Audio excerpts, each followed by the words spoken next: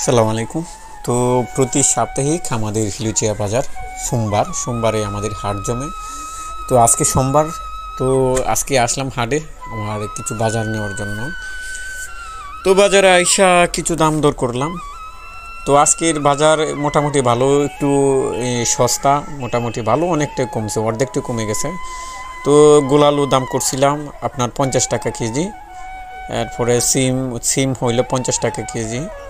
এরপরে বেগুন আছে, ওই যে বেগুন আছে আপনার, ওই বেগুন হলো 60 টাকা কেজি। বেগুন একটু বেশি আছে, মোটামুটি বেগুন 60 টাকা আছে, আবার এই 50 টাকা আছে। হ্যাঁ, আর টমেটো দেখলাম যে এই আপনার এই 50 টাকা কেজি।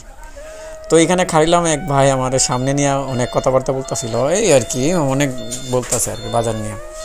তো যাই হোক, ভালো মন্দই কথাবার্তা বলছিল আর কি। তো এখানে আসলাম, আজকে বাজারটা অনেক কি বলবো, আজকে যে এই বাজারটার মধ্যে আজকে কোনো ঝামেলা ছিল না। আজকে এই বাজারের কমিটিটা, যারা এখানে কমিটি, গত সপ্তাহে তারা একটা প্ল্যানিং নিয়েছিল যে এই বাজারে অনেক যানজট হইতো, মানে রিক্সা এত পরিমাণে যানজট হইতো।